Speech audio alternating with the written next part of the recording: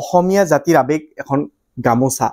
এই গামোচাখন হৈছে আমাৰ আবেগ আৰু এই গামোচাখন আমাৰ শিপিনীসকলে নিজৰ শালত বোৱা এখন গামোচা।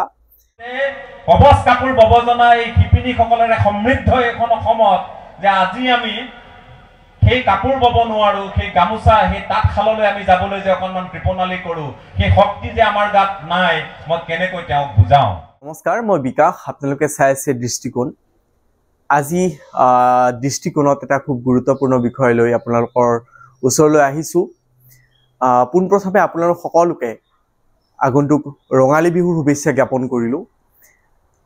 আজি এই বিহুৰ প্ৰাকক্ষণতে আমি কিছু কথা আলোচনা কৰিবলৈ ওলাইছোঁ। যিখিনি কথা আলোচনা নকৰিলে আচলতে নহয়। আমি অসমীয়া বুলি সদায় নিজকে গৌৰৱ অনুভৱ কৰোঁ।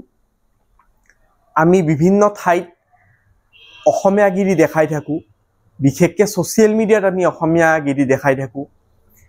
আৰু আমি অসমীয়া বুলি যেতিয়া গৌৰৱ অনুভৱ কৰোঁ, আমাৰ অসমীয়া জাতীয় জীৱনৰ লগত জড়িত যিখিনি সম্পদ আছে সেই সম্পদসমূহক লৈ আমি গৌৰৱ অনুভৱ কৰোঁ। কিন্তু কথাটো হ'ল যে এই জাতীয় জীৱনৰ লগত জড়িত সম্পদসমূহ সংৰক্ষণৰ কাৰণে আমি কি কৰিছোঁ, সেইটো এটা বহুত ডাঙৰ প্ৰশ্ন। এতিয়া যিহেতু বিহু সমাগত, বিহুৰ সময়ত অতীজৰে পৰা এটা পৰম্পৰা আছে। শিপিনীসকলে গামোচা বোৱে আৰু সেই গামোচাৰে আমি জ্যেষ্ঠজনক তথা বন্ধুবৰ্গক বিহুৰ ওলগ জনাওঁ। সেই অতীজৰে যিটো পৰম্পৰা, বিহুৰ লগত যিটো জড়িত এটা পৰম্পৰা, সেই পৰম্পৰাটো আজিও বৰ্তি আছে। কিন্তু সেই পৰম্পৰাটোৰ ক্ষেত্ৰত কিছুমান ডাঙৰ প্ৰশ্ন উত্থাপন হৈছে। প্ৰথমতে আপোনালোকক মই এটা সৰু ক্লিপ দেখাই লৈছোঁ। কম দামি লাগে, আহি পেলাই কয় আৰু বুৱাটো নালাগে, বুৱাটোৰ দাম বেছি, কম দামত লাগে, তো মই কি কৰিম? আপুনি এনেকৈ কওক, পাঁচজনে কওক। এই ভিডিঅ' ক্লিপটোত আপোনালোকে কি দেখিবলৈ পালে? যে এগৰাকী ব্যৱসায়ীয়ে খুব উত্তেজনাময় পৰিৱেশ এটাত কৈ আছে যে কাষ্টমাৰে বিচাৰিলে আমি কম দামৰ গামোচা আনিবলৈ বাধ্য, কাষ্টমাৰে বিচাৰে কম দামৰ গামোচা। এইখিনি কথা ভিডিঅ'টোৰ আৰম্ভণিতে মই দেখুৱালোঁ আপোনালোকক। এতিয়া মূল কথাটোলৈ আহিছোঁ যে আমি যেতিয়া অসমীয়া বুলি নিজকে গৌৰৱবোধ কৰোঁ, তেতিয়া প্ৰথম কথা হৈছে আমাৰ এই যিখন গামোচা, এই গামোচাখনক লৈ আমি গৌৰৱবোধ কৰোঁ। এই গামোচাখন আমাৰ অসমীয়া জাতিৰ প্ৰাণ আৰু এই গামোচাখনক লৈয়ে বৰ্তমান চলিছে বিভিন্ন ধৰণৰ ব্যৱসায়। প্ৰথম কথাটো হৈছে যে আমি বিভিন্ন সময়ত বিভিন্নজনক দোষ দি থাকিলে কি হ'ব? ব্যৱসায়িক প্ৰতিষ্ঠানক দোষ দিলেও নহ'ব বা অন্যান্য এই গামোচা সদৃশ কিছুমান কাপোৰ বনোৱা কোম্পানীসমূহক দোষ দিলেও নহ'ব। আচল দোষটোৱে হৈছে আমাৰ নিজৰ। আমাৰ অসমীয়া মানুহখিনিয়ে অসমতে ব্যৱসায়িক প্ৰতিষ্ঠান এখনত যেতিয়া গামোচা কিনিবলৈ যায়, তেতিয়া প্ৰথম ডিমাণ্ডটো কৰে যে এখন কম দামী গামোচা দিয়ক। তেতিয়া ব্যৱসায়ীসকলে বিমোৰত পৰে যে যেতিয়া শিপিনী এগৰাকীৰ পৰা গামোচা তেওঁলোকে কিনি আনিব, সেই গামোচাখনৰ এটা নিৰ্দিষ্ট দাম থাকে, 200 টকা, 250 টকা, এনেকুৱা ধৰণৰ দাম কিছুমান নিৰ্ধাৰণ কৰা হয়। কিন্তু যেতিয়া কাষ্টমাৰে বা অসমীয়া মানুহ বুলি ক'লোঁ, অসমীয়া লোকসকলে যেতিয়া দোকান এখনত গৈ ক'ব যে মোক এখন কম দামী গামোচা দিয়ক, তেতিয়া ব্যৱসায়ীজনে ব্যৱসায়ৰ স্বাৰ্থত কিছুমান কম দামী গামোচা সদৃশ কাপোৰ আনি বিক্ৰী কৰে আৰু এইটো বৰ্তমান সকলো ঠাইতে সহজলভ্য হৈ পৰিছে। অঞ্চলভেদে আপোনালোকে যদি দেখিবলৈ পায়, যিখিনি কাপোৰৰ দোকান আছে, সেই কাপোৰৰ দোকানত এনেকুৱা কিছুমান কাপোৰ আছে যাক আচলতে গামোচা বুলি ক'ব নাপায়, গামোচা সদৃশ কাপোৰ বুলি ক'ম। কিছুমান পাৱাৰ লুমৰ কাপোৰ আছে, সেই কাপোৰসমূহ বিভিন্ন সভা অনুষ্ঠান আদিত ব্যৱহাৰ কৰে। এজনে আনজনক উপহাৰ দিওঁতেও সেই গামোচা সদৃশ কাপোৰ ব্যৱহাৰ কৰে। ইয়াৰ ফলত কি অসুবিধা হৈছে সেই কথাটো আমি হয়তো এতিয়ালৈকে ভাবিব পৰা নাই। এগৰাকী দিল্লীৰ পৰা এগৰাকী জ্যেষ্ঠ সাংবাদিক আহোঁতে মই তেখেতক বুজাইছোঁ এইটো বৰ সাংঘাতিক অসমীয়া জাতি। মই অসমীয়াত বাকীখিনি কৈ লৈছো যে মই আপোনালোকৰ মাজতো যে পন্থক লৈ, ধৰ্মক লৈ, খেলক লৈ যে কাজিয়া হয় আমাৰ জাতিটোৰ মাজত, মই কিন্তু এওঁক সেইখিনি কথা নকওঁ দেই, সেইখিনি আপোনালোকক বেলেগকৈ কম বুলি কৈছো। তেখেতক মই সেইখিনিতে বুজাই অসমখন থুলমূলকে বুজালো। কিন্তু মই এতিয়া তেখেতক কেনেকৈ বুজাওঁ যে আমি এটা নামঘৰতে ৰাতিপুৱা এভাগে আমি তিথি উদযাপন কৰো, দুপৰীয়া এভাগে তিথি উদযাপন কৰো, গধূলি এভাগে তিথি উদযাপন কৰো। মই কেনেকৈ বুজাওঁ সেইখন অসমৰ কথা? মই কেনেকৈ বুজাওঁ যে বিহুটো কোনটো জনগোষ্ঠীয়ে আৰম্ভ কৰিছিলে এইখন অসমত প্ৰতিযোগিতা হয় বুলি?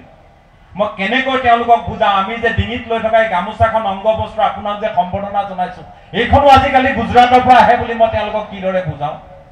যিখন আয়ে বৈ দিয়া চেলেং বুলি সন্মানেৰে তেখেতৰ ডিঙিত আঁৰি দিছো, সম্বৰ্ধনা জ্ঞাপন কৰিছো, সেইখনো যে আজি গুজৰাট, পশ্চিমবংগ, তামিলনাডুৰ পৰা পেকেট হৈ আহে, কি কি শব্দ বাক্য তাত লিখা থাকে, মই কেনেকৈ তেওঁক বুজাওঁ? কবচ কাপোৰ বব জনা এই শিপিনীসকলেৰে সমৃদ্ধ এইখন অসমত যে আজি আমি সেই কাপোৰ বব নোৱাৰো, সেই গামোচা, সেই তাঁতশাললৈ আমি যাবলৈ যে অকণমান কৃপণালি কৰো, সেই শক্তি যে আমাৰ গাত নাই, মই কেনেকৈ তেওঁক বুজাওঁ? মই নুবুজালো তেওঁক, নিজৰ মাজতে ৰাখিলো কথাখিনি। আৰু কেতিয়াবা এনেকৈ কৈ থাকোতে ঘঁহিলে বোলে শিলো ক্ষয় যায়। এটা উপলব্ধি শেহতীয়াকৈ হৈছে, মংগলদৈৰ বাইদেউ কেইগৰাকী মানে 1 লাখ গামোচা বৈ উলিয়াইছে। 1 লাখ গামোচা এই বিহুৰ বাবে। মই কৈছো কোনো চৰকাৰে আপোনালোকক লাখপতি কোটিপতি কৰিব নোৱাৰিব যদি সদিচ্ছা নাথাকে, আন্তৰিকতা নাথাকে। আপোনালোকে গামোচা বওক, চেলেং বওক, আপোনালোক লাখপতি নিজে। অসমীয়া জাতিটোৰ আবেগ আছে, আমি বিভিন্ন কথাত মাত মাতো। অসমীয়া জাতিক যেতিয়া আঘাত জন্মা বুলি কিছুমান কথা আমাৰ মনত উদ্বেগ হয়, তেতিয়া আমি বিভিন্ন ধৰণে মাত মাতো, ছ'চিয়েল মিডিয়াত মাত মাতো, বাতৰি কাকতত বিভিন্ন কথা লিখো, নাইবা টিভি টক শ্ব'ত আমি শিৰ ফুলাই বিভিন্ন কথা কওঁ। কিন্তু আমাৰ জনসাধাৰণৰ মাজত এই গামোচাখনক লৈ যিটো এটা চৰ্চা চলিছে, সেয়া কিন্তু যথেষ্ট বিপদজনক। এতিয়া মই আপোনালোকক কেইখনমান কাপোৰ দেখুৱাম। প্ৰথম কাপোৰ বুলি নকওঁ, আচলতে প্ৰথমখন হৈছে আমাৰ অসমীয়া জাতিৰ আবেগ, এখন গামোচা। এই গামোচাখন হৈছে আমাৰ আবেগ, আৰু এই গামোচাখন আমাৰ শিপিনীসকলে নিজৰ শালত বোৱা এখন গামোচা। এই গামোচাখন যথেষ্ট কষ্ট কৰি তেওঁলোকে নিজৰ শালত বোৱে, আৰু উচিত মূল্য নোপোৱাৰ ফলত শিপিনীসকলে যথেষ্ট দুখো প্ৰকাশ কৰে। ইয়াৰ পিছত এখন গামোচা সদৃশ আপোনালোকক কাপোৰ দেখুৱাবলৈ ওলাইছো। সেয়া হৈছে এইখন, আপোনালোকে দেখিবলৈ পাইছে।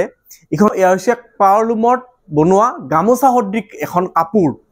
আৰু এই কাপোৰখন আপোনালোকে যদি লক্ষ্য কৰে, তেতিয়াহ'লে বিভিন্ন ঠাইত বিভিন্ন সভাই সমিতিয়ে এই কাপোৰখন ব্যৱহাৰ কৰা দেখা যায়।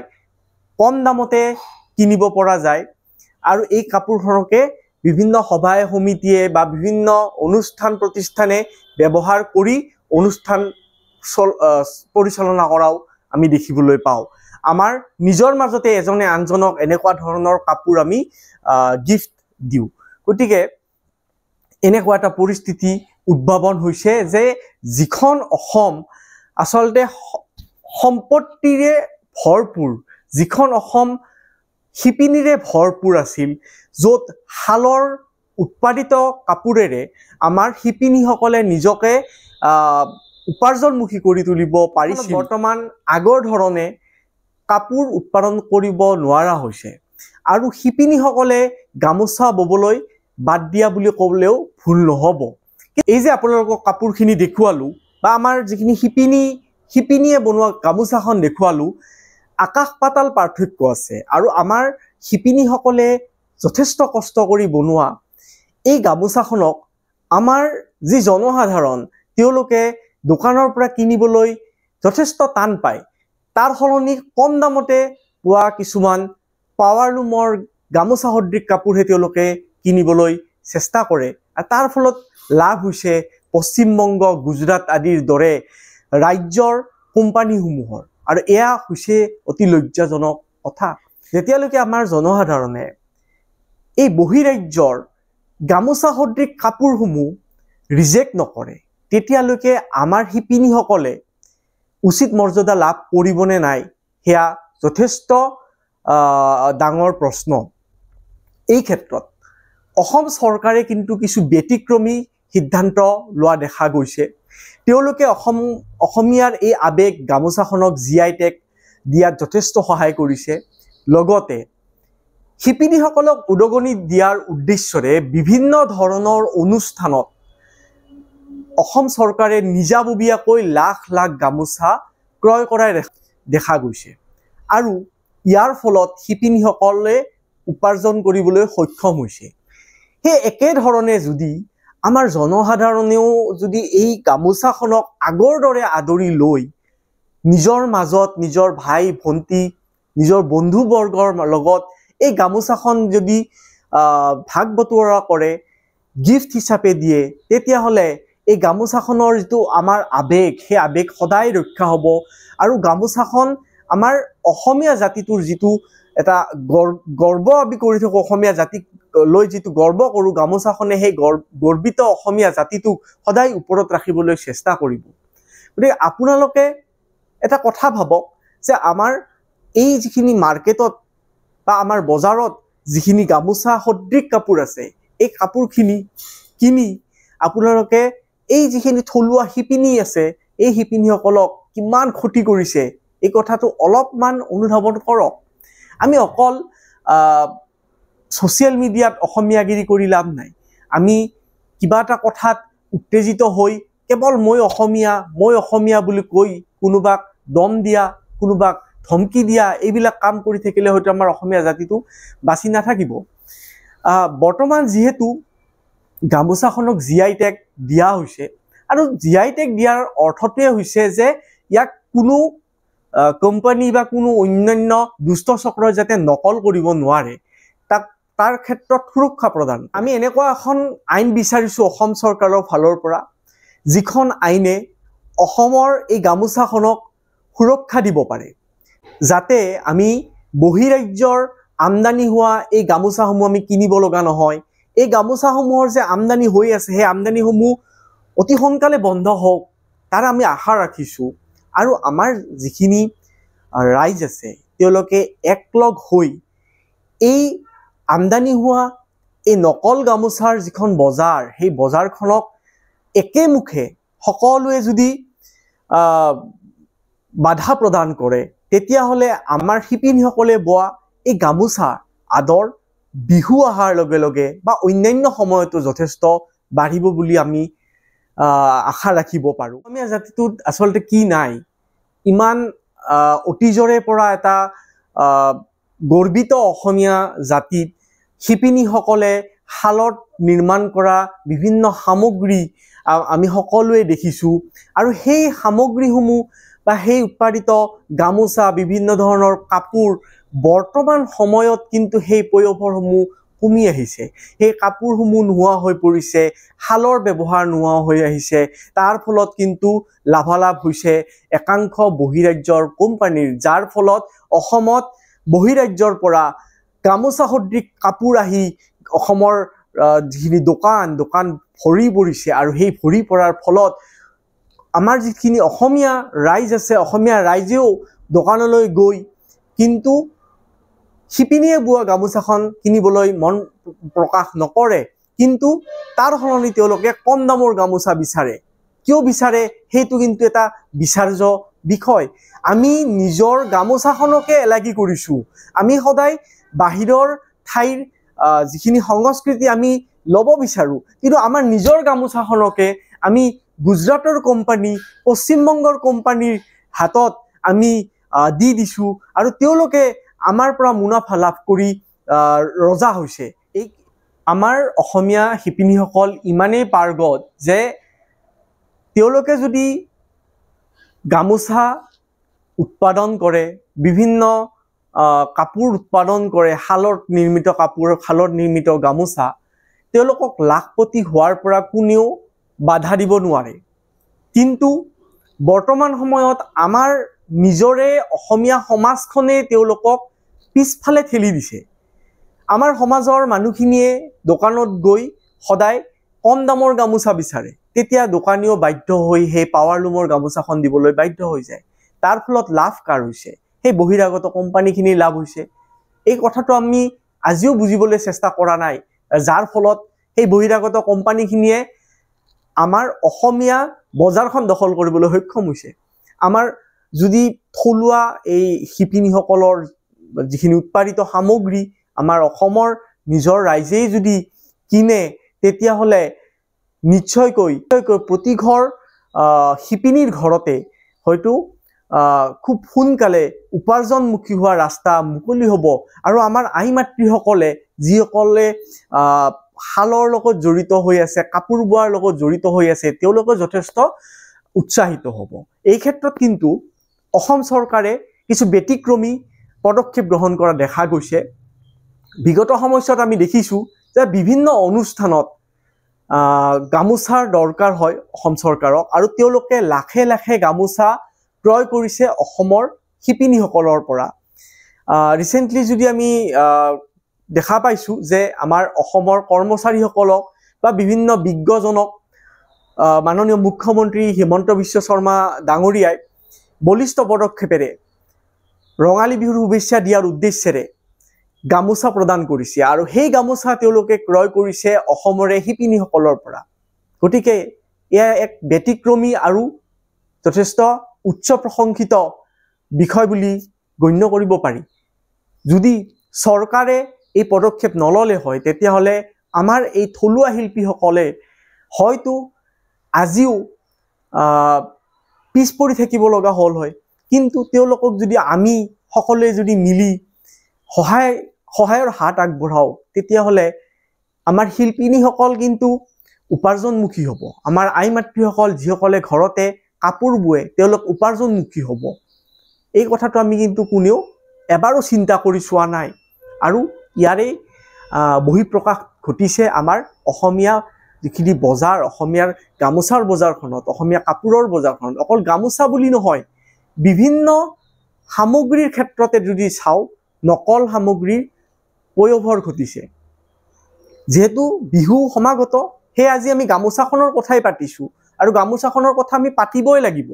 নহ'লে আমি অসমীয়া বুলি গৌৰৱ কৰি মিছাতে অসমীয়াগিৰি কৰি থাকি লাভ নাই।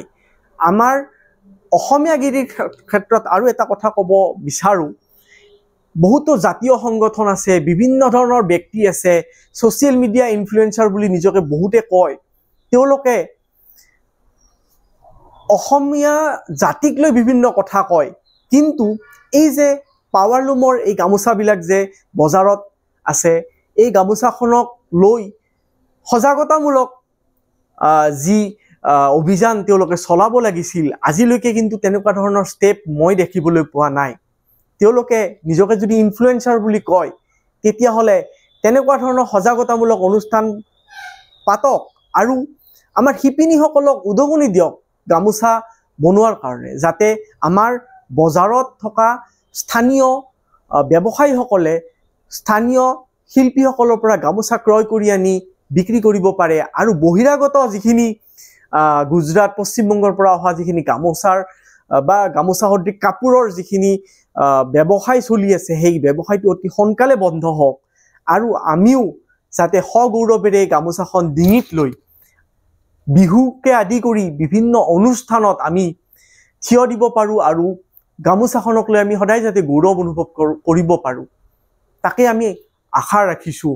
আৰু অসম চৰকাৰলৈ শেষত এটা অনুৰোধ আছে, যে সেয়া হ'ল যে যিহেতু গামোচাখনক আপোনালোকে GI টেগ দিছে, গতিকে GI টেগ দিয়াৰ লগে লগে এই গামোচাখন সংৰক্ষণ কৰাৰ কাৰণে, সুৰক্ষিত কৰাৰ কাৰণে যিখিনি আইন আপোনালোকে হাতত ল'ব লাগে, সেই আইনখিনি আপোনালোকে হাতত লওক, বা নতুন আইনো যদি আপোনালোকে আনিব লাগে, সেই আইন আপোনালোকে প্ৰণয়ন কৰাৰ কাৰণে যথেষ্ট সময় হাতত নল'ব।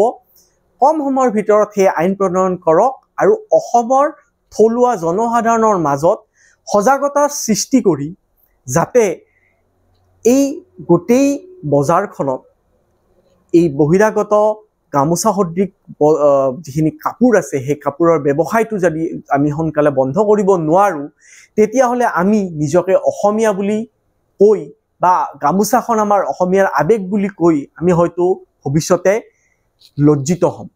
গতিকে আপোনালোক সকলোকে পুনৰবাৰ ৰঙালী বিহুৰ শুভেচ্ছা জ্ঞাপন কৰিলোঁ। আৰু কিবা যদি ভুল ভ্ৰান্তি হয় আপোনালোকে আমাক ক্ষমা কৰিব। আমি ক্ষুদ্ৰ চেষ্টা এটাহে কৰিলোঁ আপোনালোকক এই গামোচাখনৰ বিষয়ে কিছু কথা জনাবলৈ। আৰু আপোনালোক সকলোৱে যাতে আমাৰ এই ভিডিঅ'টো শ্বেয়াৰ কৰি আমাৰ সকলোকে সজাগ কৰক যে গামোচাখন আমি শিপিনীসকলৰ পৰাহে কিনিব লাগে। আৰু এই যিখিনি বহিৰাগত কোম্পানীৰ গামোচা সদৃশ কাপোৰ আছে, যিখিনি কাপোৰ ইতিমধ্যে আমি অগ্ৰাহ্য কৰাৰ কাৰণে আমি বাৰে বাৰে আহ্বান জনাইছোঁ, সেই কাপোৰখিনি আমি ৰিজেক্ট কৰিব লাগে। ধন্যবাদ।